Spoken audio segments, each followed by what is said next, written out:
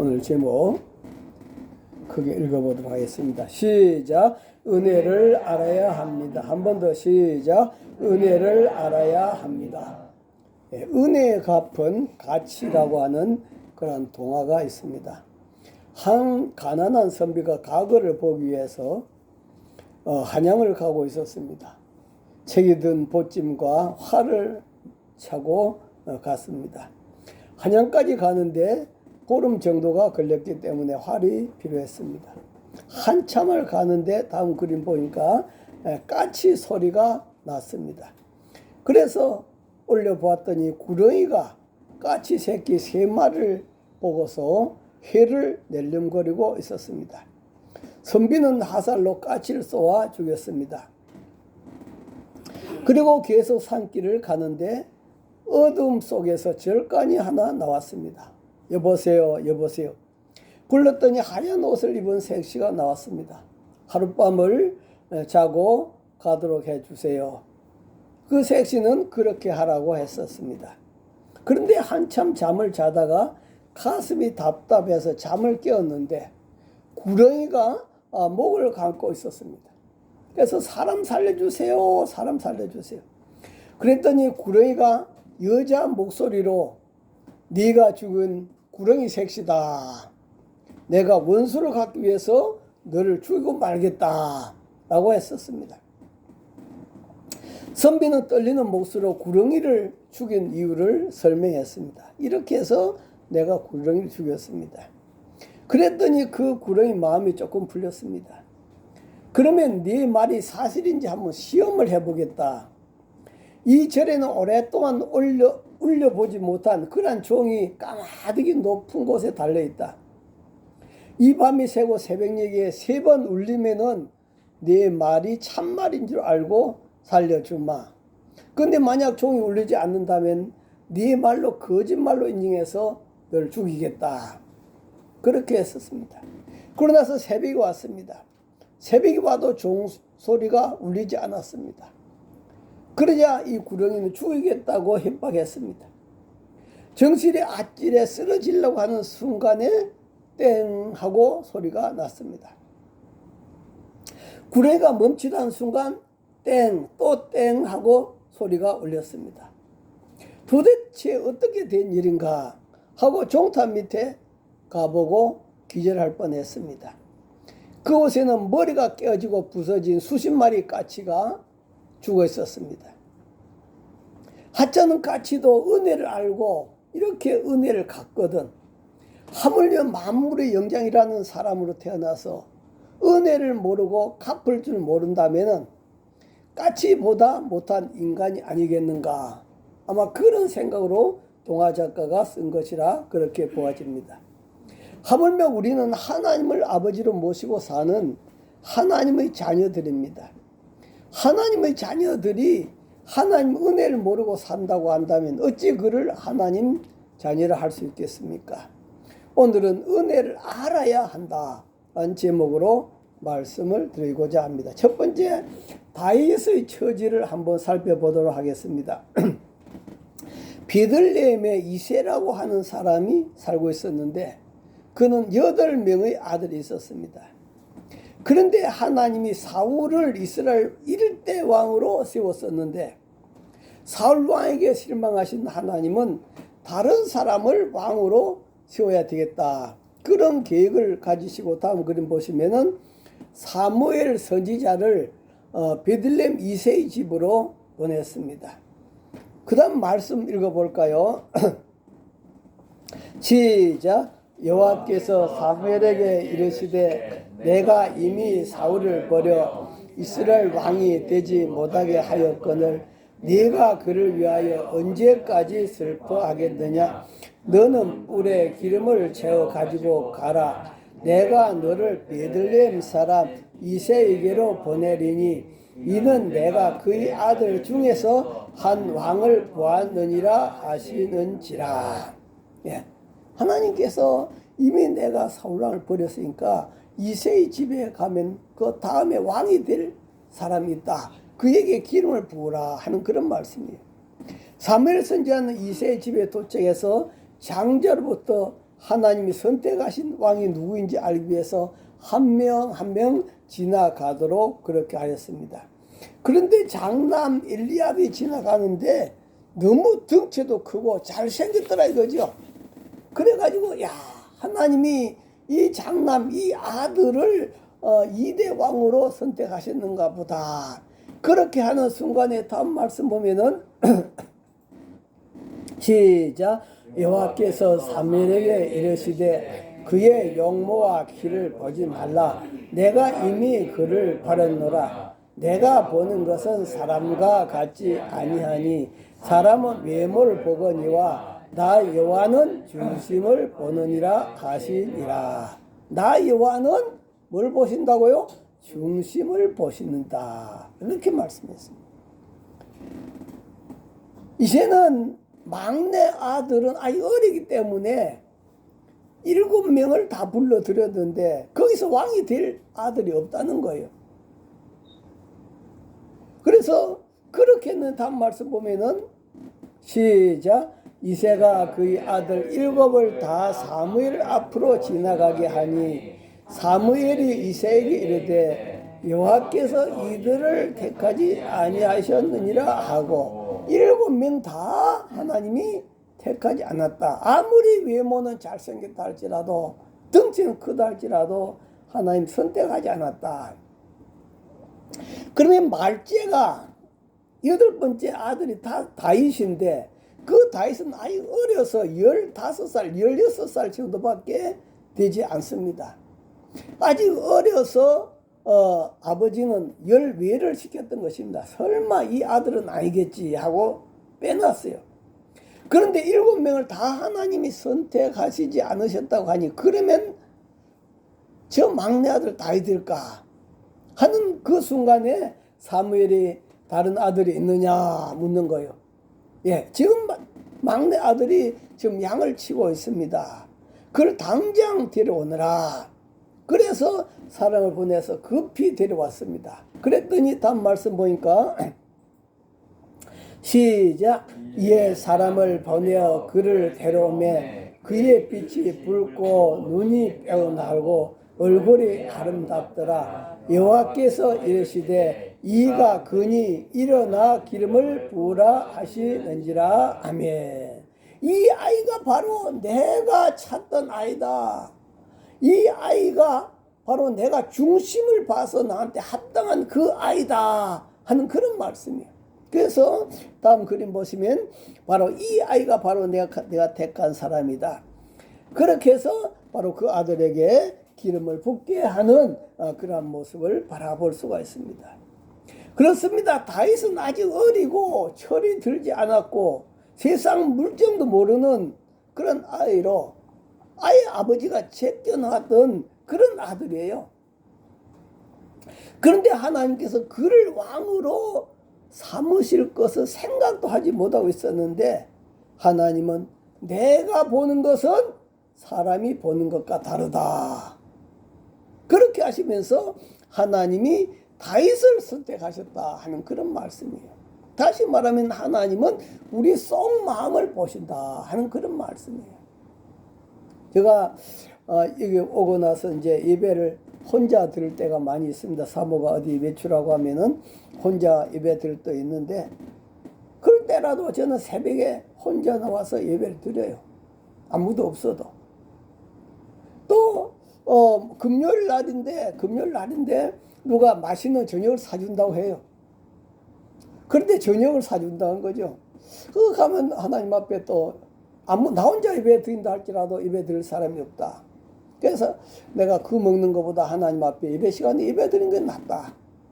그래서 그걸 선택해서 맛있는 음식을 거절했습니다만도 이러한 모습들 조그만 것이지만도 하나님은 이러한 모습들을 많이 기뻐하고 좋아하시는 것 같다 하는 그런 생각을 저는 많이 해보게 됩니다. 세상에 잘 나가는 사람들이 다윗의 행들처럼 참 많이 있습니다. 그럼에도 불구하고 하나님은 그 다윗의 하나님을 사랑하는 그 정성스러운 마음을 보시고 하나님은 저와 여러분을 선택한 줄 믿습니다. 할렐루야. 두 번째로 하나님은 다윗을 역사의 주인공으로 만드셨습니다. 한번 따라합니다. 역사의 주인공으로 만드셨다. 역사의 주인공으로 만드셨다. 네. 여러분 드라마나 영화를 보면 주인공은 죽질 않잖아요. 죽질 않습니다. 아무리 위급한 상황에서도 도우는 자가 나타나서 도와줍니다. 심지어 죽었다 했는데 또 다시 살아나더라 이 말이에요. 주인공이기 때문에. 하나님은 다윗을 역사의 주인공으로 삼으셨다. 다음 말씀 그림 보면요, 그 골리앗과의 싸움에서 하나님이 지켜주신 것을 볼 수 있습니다. 골리앗은 블레셋의 장군입니다. 키가 한 3m 정도 되는 거구입니다. 그런데다가 그는 완전 무장까지 하였습니다. 앞에는 방패든 군인까지 있습니다. 자, 그러한 골리앗 앞에 반면에 다윗은 아직 어린 17살밖에 되지 않는 그런 소년이었습니다. 다윗이 갖고 있는 무기라고 하는 것은 옛날에 우리가 새총 쌀 때 그 집 있는 것처럼 바로 그런 겁니다. 돌판매. 돌을 넣어서 돌려서 집어 던지는 그 돌팔매 기구 하나고 돌멩이 5개가 전부였다 하는 그런 말씀. 게임이 되지 않습니다. 그러나 다윗은 하나님을 향한 믿음을 가진 줄 믿습니다. 할렐루야. 다음 말씀 보면은 시작. 또 다윗이 이르되 여호와께서 나를 사자의 발톱과 곰의 발톱에서 건져내셨은즉 나를 이 블레셋 사람의 손에서도 건져내리이다. 사울이 다윗에게 이르되 가라, 여호와께서 너와 함께 계시기를 원하노라. 아멘. 다윗은 그동안 많은 체험을 가지고 있어요. 하나님이 자기를 사자의 발톱, 그 사자가 와서 양을 잡아먹으려 할 때 그 사자와 싸워서 그 발톱에서 건져내고, 곰이 와서 잡아먹으려 할 때 그 곰의 발톱에서 자기를 하나님이 건져내 주었다고 하는 그러한 그 신앙의 체험을 갖고 있습니다. 저도 이러한 체험을 참 수없이 많은 위기 속에서 하나님이 건져준, 살려준 그런 체험들이 있는데 여러분들에게도 아마 이런 체험들을 많이 갖고 있을 줄 믿습니다. 이런 체험을 바탕으로 해서 이 블레셋 사람의 손에서도 하나님이 나를 건져내실 것이다 하고 그렇게 선포하고 나가는 것입니다. 그래서 여기서 하나님이 다윗을 도우셔서 승리하게 해주심으로 바로 다윗을 역사의 주인공으로 만들어 주신 것을 볼 수가 있습니다. 그때부터 다윗이 바로 역사의 주인공이 되는 거예요. 더 나아가서 다윗은 사울왕 앞에서 죽을 고비를 수없이 넘겼습니다. 다윗이 골리앗을 죽였다는 소식을 접한 백성들이 다음 그림 보시면은 사울에게는 천천히요 다윗에게는 만만이라 하는 그런 노래를 불렀습니다. 현재 왕이 사울왕인데 사울왕에게는 천천히고 아직까지 어린 17살밖에 되지 않은 이 다윗에게는 만만을 돌린단 말이요. 그러니까 왕이 기분이 좋겠습니까? 안 좋겠습니까? 안 좋지요. 아니 저 녀석을 만만을 돌리고 나를 천천히 돌리다니 기분이 팍 상해버렸습니다. 그래서 참 우리는 이런 것도 아무리 다윗이 큰 일을 했다 할지라도 참 지혜로운 사람들 같았으면은 그죠? 오히려 사울왕을 만만을 돌리고 다윗은 9,999로 돌린 것이 더 지혜롭지 않겠는가 하는 그런 생각을 해보게 됩니다. 이로 인해서 사울왕은 질투심이 생겨서 어떻게 해서든지 다윗왕을 죽이려고 했었어요. 그래서 첫 번째 보면 어떻게 죽이려고 했는가 하니까 다윗을 불러갖고 야, 내가 너를 내 사이로 삼으려고 한다. 참 도저히 믿어야 될지 믿지 않아야 될지 모르겠어요. 그런데 그 속셈이 있어요. 뭐냐면 다윗을 적군에 의해서 죽도록 만들려고 하기 위해서 바로 내 사이를 삼으려고 하는데 네가 적군 속에 들어가서 남자의 성기를 200개를 잘라오느라 100개를 잘라오느라 했어요. 그래서 그럼 다윗을 죽으러 한 거잖아요. 그런데 다윗은 하나님이 도우셔서 200명을 쳐주고 100개를 또 잘라왔어요. 그리고 이제 두 번째 또 이제 다음 그림도 보시면 다윗하고 사울 왕하고 집에 있을 때 다윗이 창을 던져 가지고 사울이 창을 던져 가지고 다윗을 죽이려고 몇 번 시도했었습니다. 근데 그때마다 하나님은 다윗을 피하게 하셔서 바로 목숨을 지켜주셨더라. 하나님이 그 다윗을 울타리를 쳐주고 계신 그런 모습을 우리가 볼 수 있지 않습니까? 그 다음 세 번째는 조그만 땅, 그 이스라엘 땅이 조그맣잖아요. 근데 그 다윗을 잡으려고 3,000명의 군사를 풀어서 다윗을 추격을 했습니다. 자, 그럼에도 불구하고 그 사울 왕의 아들 요나단이 있었는데 그 요나단까지도 바로 이 다윗을 도와주었던, 그렇게 해서 다윗을 지켜주었던 것을 볼 수가 있습니다. 어떻게 해서 이런 일이 일어났을까요? 다음 말씀 보면은 시작. 만군의 하나님 여호와께서 함께 하시니 다윗이 점점 강성하여 가니라. 누가 함께 하니까? 만군의 하나님 여호와께서 함께 하니까 그를 날개를 아래 품고 울타리쳐서 지켜주었더니 아무도 그를 해치지 못하더라 이 말. 그러면서 점점 강성하여 가니라. 할렐루야. 만군의 하나님 여호와께서 여러분과 함께 하십니다. 그러므로 여러분도 점점 강성하여 가는 줄 믿습니다. 할렐루야. 이렇게 해서 하나님이 함께 하심으로 다윗을 역사의 주인공으로 만들어 주신 것입니다. 하나님이 함께 하시면 점점 강해져 가는 축복이 있다 하는 그런 말씀이에요. 여러분, 하나님이 함께 하신다. 물론 여러 가지 어려울 때도 있겠지만 그 어려운 가운데서도 하나님은 은혜를 베푸시더라. 제가 며칠 전에 참 하나님이 함께 하신다 하는 것을 삐저리게 느끼던 일이 있습니다. 은퇴하신 목사님 한 분이 계셨는데 그분이 뇌경색으로 바로 쓰러져 버렸어요.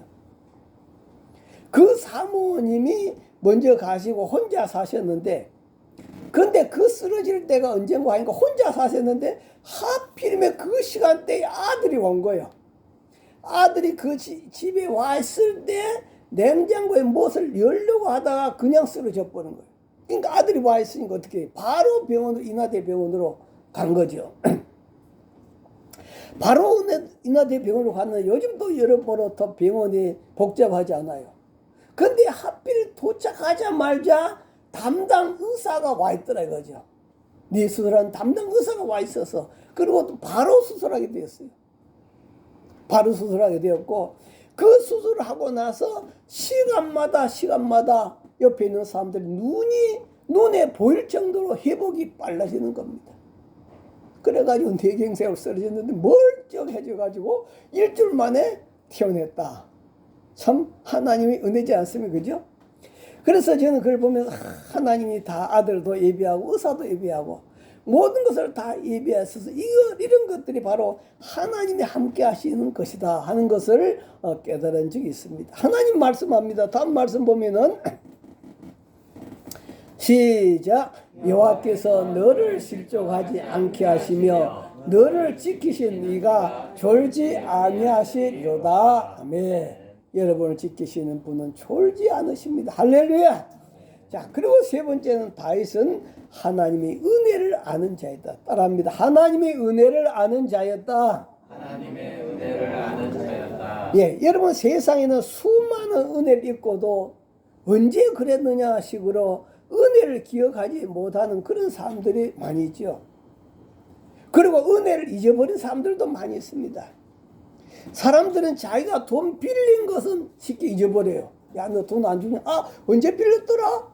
쉽게 잊어버려. 근데 자기가 받을 돈은 몇 년, 몇 월, 며칠, 몇 시에 내가 널 빌려주지 않았느냐? 받을 돈을 이렇게 기억하고 있는 게 인간이에요. 뿐만 아니라 자기가 남에게 상처 준 것을 잊어버려. 내가 언제 너한테 상처 줬냐? 상처 준 거 없다고 그래요. 그런데 자기가 받은 상처는 계속 되씹습니다. 죽을 때까지 네가 나한테 그럴 수가 있어. 네가 나한테 그럴 수가 있어. 계속 되씹는 거야. 그리고 자기가 받은 것은 기억 잘하지 못해요. 근데 자기가 준 것은 확실하게 기억을 해요. 내가 너한테 이것까지 주었는데 네가 그럴 수가 있어 하면서 계속 서운해하는 거예요. 이것이 뭐다? 인간의 모습이다. 그죠? 그래서 우리 인간은 은혜는 쉽게 잊어버리고, 그죠? 남에게 베푼 것은 끊임없이 기억하면서 서운해하고 상처를 받게 되는 것이 인간이더라 하는 그런 말씀이에요. 다음 그림 보시면 사울 왕은 처음에 하나님이 자기를 왕으로 세워주시겠다고 그렇게 했을 때 나 같은 인간이 무슨 왕이 될 수 있느냐 하고 부끄러워 가지고 그는 행구 사이에 숨었습니다. 행구 사이에 숨었습니다. 그래서 행구라고 하는 것은 뭔가 하니까 짐보따리, 짐 나르는 그 옛날에 그 뭐 구르마 같은 거 있잖아요. 그 사이에 숨어 있었어요. 부끄러워서 어떻게 나 같은 게 왕이 되겠느냐. 그래서 다음 말씀도 보면은 시작. 사울이 대답하여 이르되 나는 이스라엘 지파의 가장 작은 지파 베냐민 사람이 아니니까 또 나의 가족은 베냐민 지파 모든 가족 중에 가장 미약하지 아니하니까 당신이 어찌 내게 이같이 말씀하시나이까. 어떻게 나 같은 인간이 이스라엘 왕이 될 수 있겠느냐 하는 그런 말씀이에요. 그렇게 낮아졌던 그를 하나님은 왕으로 세워주었어요. 그러면 어떻게 충성해야 돼요? 하나님, 나 같은 인간 왕을 세워서 감사합니다 하며 죽도록 충성해야 되지 않겠어요? 그러나 자기가 왕이 될 자격이 없음에도 하나님께서 자기를 왕으로 세우셨음을 알고도 그 은혜를 알지 못하고 나중에 왕이 되고 나서 생각이 바뀌어갖고 자기 생각, 자기 방법대로 고집을 피우다가 결국 하나님께 버림을 받고 말았더라 하는 그런 말씀입니다. 그러나 다윗은 어떻습니까? 다윗은 준 것보다는 받은 것을 더 많이 생각하는 사람이다. 오늘 저와 여러분들도 준 것보다도 받은 것을 더 많이 생각하시기 바랍니다. 우리가 부모한테 준 것보다도 뭐가 더 많다?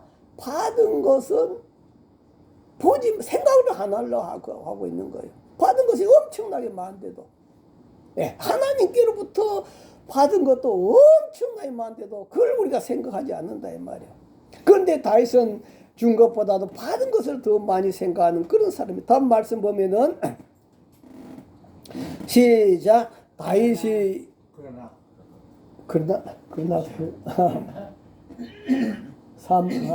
3마 5장 12절 시작. 다윗이 여호와께서 자기를 세우사 이스라엘 왕으로 삼으신 것과 그의 백성 이스라엘을 위하여 그 나라를 높이신 것을 알았더라. 하나님께서 자기를 누구로 세웠다? 이스라엘 왕으로 세우셨다 하는 그런 고백이에요. 그 누구도 하나님께서 나를 대통령으로 세워줬다 하는 그런 대통령을 만나본 적이 없습니다. 그죠? 그런데 다윗은 하나님께서 나를 왕으로 세우셨다 하는 그런 말이에요. 바울도 자기가 사도가 된 것은 자기 능력이 있어서 된 것이 아니라 내가 사도가 된 것은 하나님의 은혜라고 그렇게 말하고 있는 겁니다. 다음 말씀도 볼까요?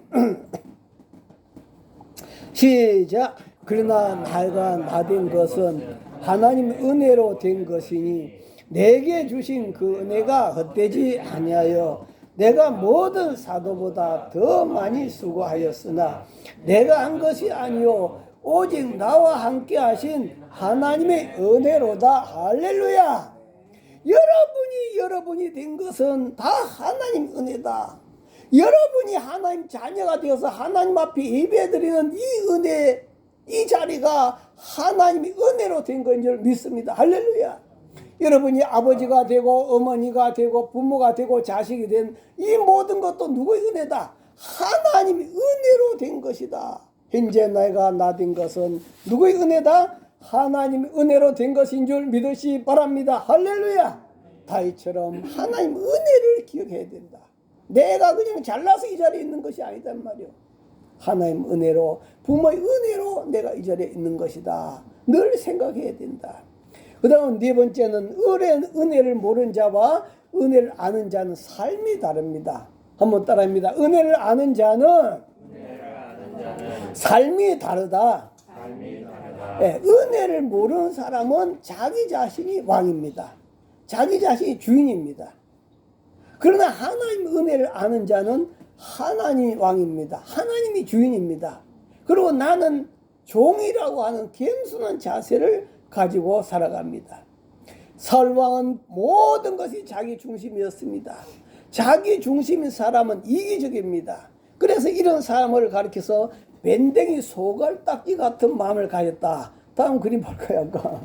네, 밴댕이 소갈딱지 같은 그런 마음을 가지고 살아간다. 왜 밴댕이 소갈딱지 같은 마음을 가지고 살아간댔을까? 이 밴댕이는 내장이, 다음 그림 보면 내장이 워낙 적답니다. 밑에 그림 보니까 내장이 워낙 작아서 속 좁은 사람을 밴댕이 소갈딱지, 소갈머리라 그렇게 부른답니다. 내장이 워낙 적어가지고 그래서 속이 적다. 이게 속이 적다. 이게 속이 넓어야 커야 되는데 속이 적다. 그래서 밴댕이 소갈딱지, 밴댕이 소갈머리라 그런 말을 쓴다고 그래요. 그래서 밴댕이는 살아있는 생물 보기가 쉽지 않다고 합니다. 얼마나 성질이 급한지 올라오면 바로 죽어버린다고 그래요. 그래서 밴댕이처럼 속이 좁은 사람을 밴댕이 소갈딱지라고 그렇게 말하고 있습니다. 이 사울왕이 그런 모습이었다.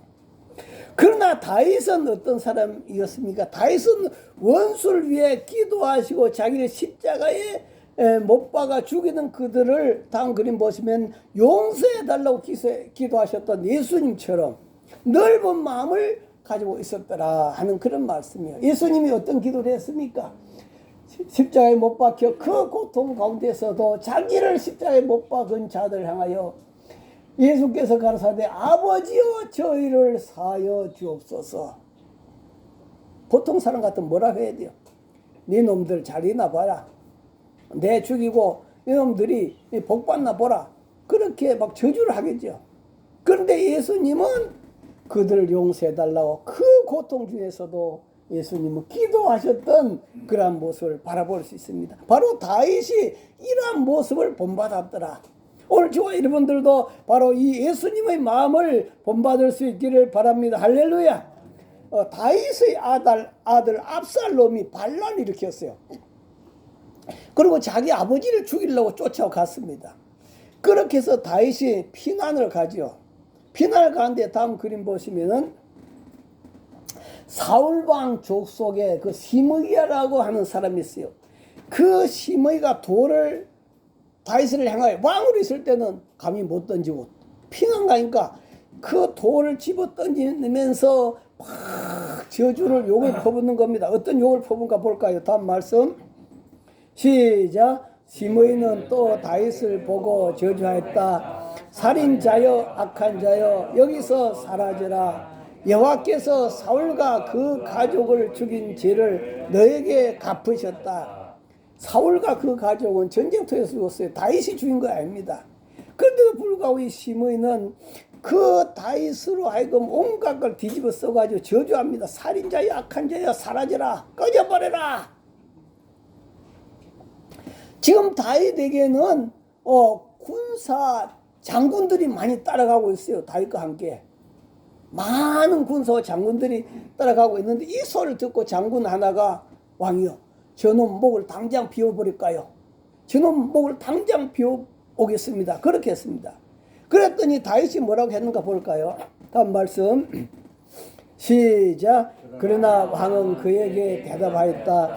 이건 네가 상관할 일이 아니다. 여호와께서 나를 저주하라고 말씀하셨기 때문에 그가 나를 저주하고 있다면 누가 그에게 네가 어째서 이렇게 하느냐고 말할 수 있겠느냐. 모든 탓을 누구한테 돌렸더라? 자기한테 돌렸더라. 자기한테 돌려가지고 하나님이 저 인간한테 나를 저주하라고 했다고 한다면 내가 저 인간을 죽일 이유가 없지 않느냐. 신앙으로 해석하더라. 신앙으로. 그렇죠? 그냥 그 인간이 아니라 하나님께서 그렇게 하셨다면 어떻게 할 거냐 하는 그런 거죠. 그리고 그 다음 말씀도 보면은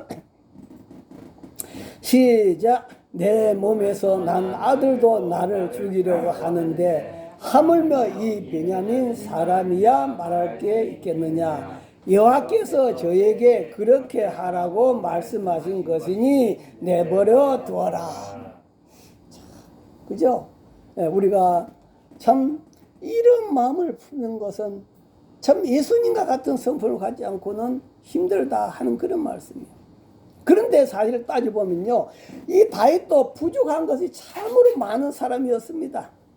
어느 날 다윗이 다음 그림 보면은 그 예루살렘 왕궁을 거닐다가 이리저리 심심하니까 구경하다가 옆집에 쳐다봤는데 어떤 아줌마가 모욕하는 것을 보고 그를 아무도 모르게 신하를 불러 데려오라 해가지고 간음을 저질러 버렸어요.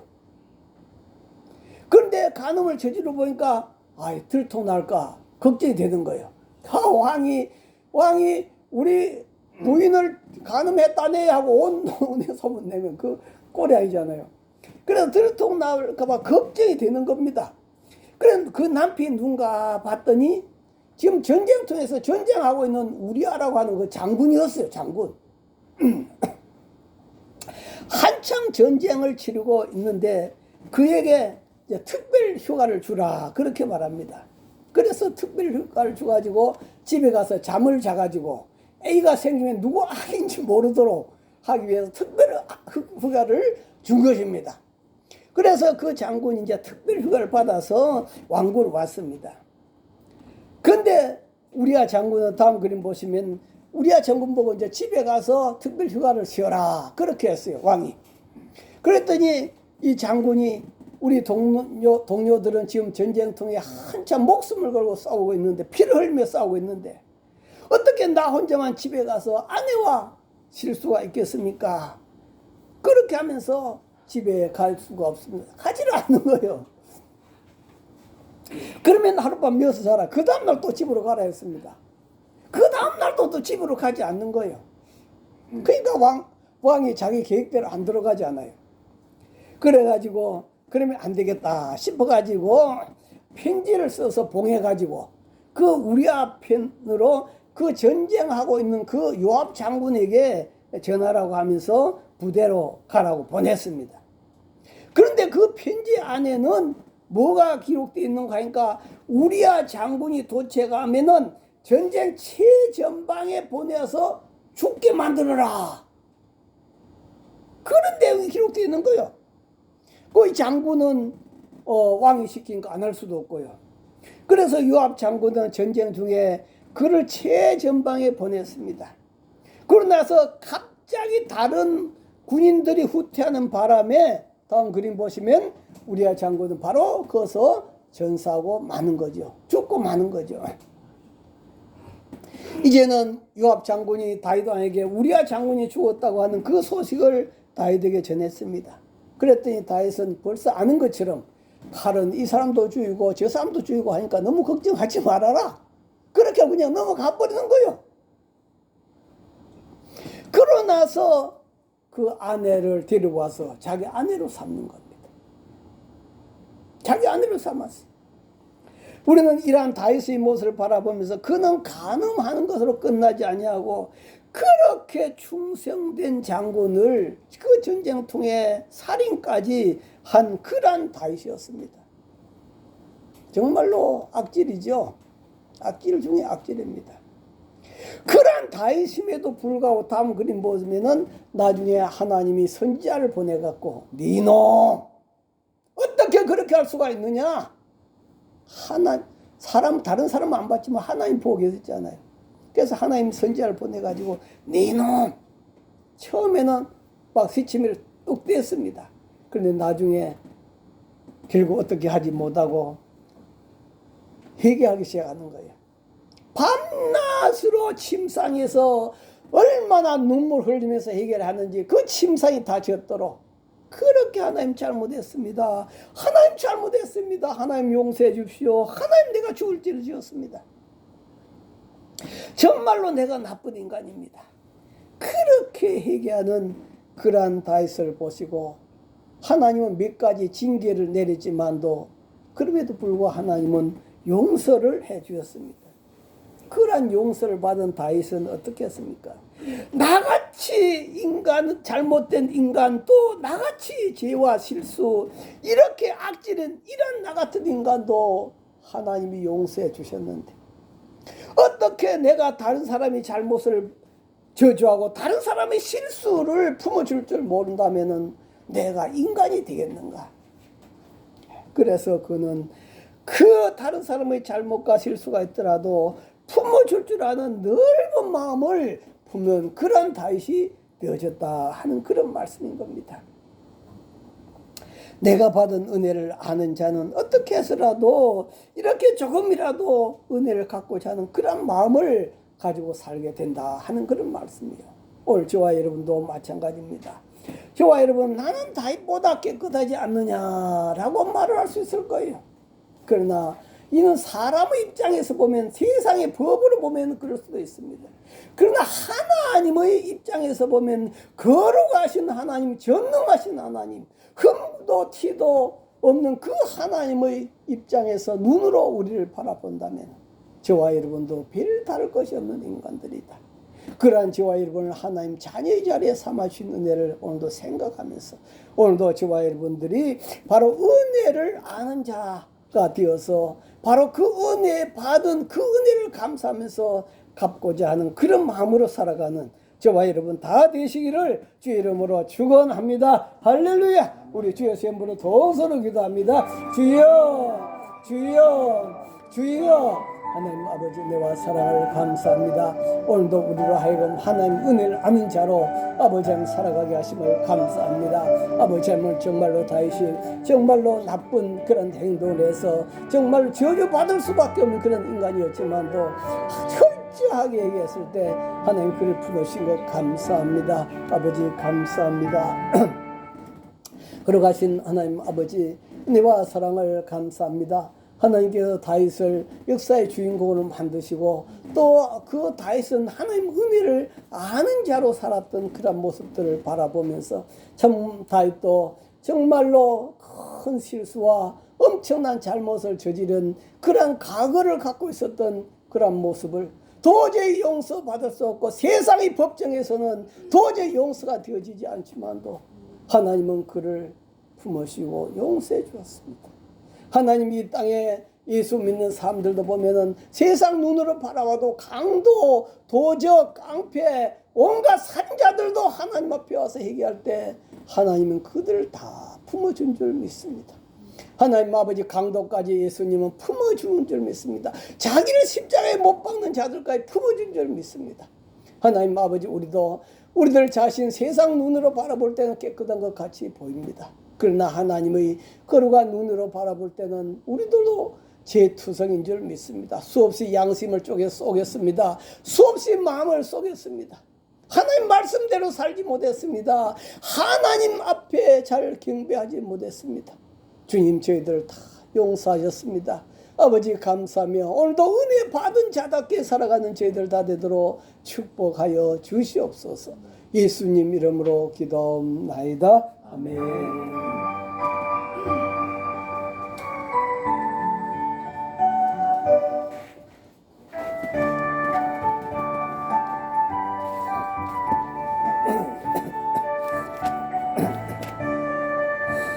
내 주 하나님 넓고 큰 은혜는 저 큰 바다보다 깊다.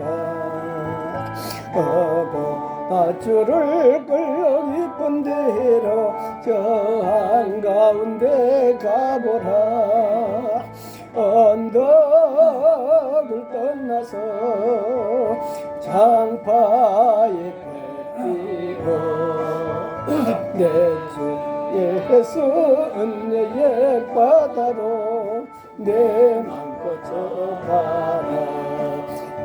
너 인생은 언제나 거기서 저 큰 바다 물결 보고 푸르는 깊은 바닷속을 한번 헤아려 한번아 언덕을 떠나서 장파에 배 내 주 예수 은혜의 바다로 내 맘껏 저가 많은 사람이 얕은 물가에서 저 금바다 가려다가 찰싹거리는 작은 파도 보고 마음 약하여 못 가네 언덕을 떠나서 장파에 펴 내 주 예수 은혜의 바다로 내 맘과 저가 자고 가거라 이제 곧 가거라 저 큰 은혜 바다 향해 자고 내 너를 저 깊은 데로 가라 망망한 바다로 언덕을 떠나서 장파에 배 내 주 예수 은혜의 바다로 내 맘껏 저가라. 주님 감사합니다. 모든 사람이 죄를 범하였으며 하나님 영광에 이르지 못하고 의인은 없나니 하나도 없다 했습니다. 예수님께서 세상 죄를 지고 가기 위해서 이 땅에 오셨다 했습니다. 하나님 아버지 오늘도 저희들도 하나님께 받은 은혜가 너무나 많습니다. 나라를 통해서 받은 은혜도 많습니다. 또 부모를 통해서 받은 은혜를 많습니다. 이웃과 친척을 통해서 받은 은혜도 많습니다. 늘 하나님 앞에 은혜 받은 자답게 살아가는 저희들이 되게 하여 주시옵소서. 아버지 앞에 감사해서 힘을 올려드립니다. 정순자 사모 감사함을 드립니다. 이한희 권사님 감사함을 드립니다. 손보희 권사님 감사함을 드립니다. 이남영 집사님 감사함을 드렸습니다. 이종희 감사함을 드렸습니다. 이발상 장로님, 명자 집사님 11제물 올려드렸습니다. 걸어가신 아버지 하나님 앞에 주의 이름을 성별하여 올려드렸습니다. 아버지 앞에 드린 힘을 주님께서 다 받으시고 축복하여 주시옵소서. 하나님 아버지 저희들의 심령과 가정 위에 넘치는 복으로 채워 주시옵시고 늘 항상 하나님 은혜가 머물게 하시고 하나님 은혜에 젖어 살아가는 저희들 다 되도록 축복하여 주옵소서. 지금 우리 주 예수 그리스도의 은혜와 하나님 아버지의 만극하신 사랑과 성령님의 감동 감화교통 충만하심이 저희들 심령과 저희들 가정과 가족들 위에와 또 저희들 직장 위에 영원히 이 나라에 영원히 함께 하시기를 간절히 축원하옵나이다. 아멘.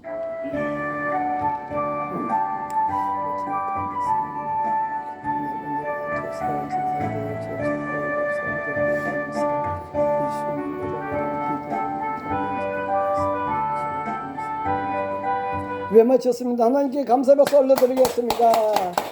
인사 나누겠습니다. 하나님 은혜로 아는 자로 살아갑시다. 하나님 은혜를 아는 자로 살아갑시다. 네.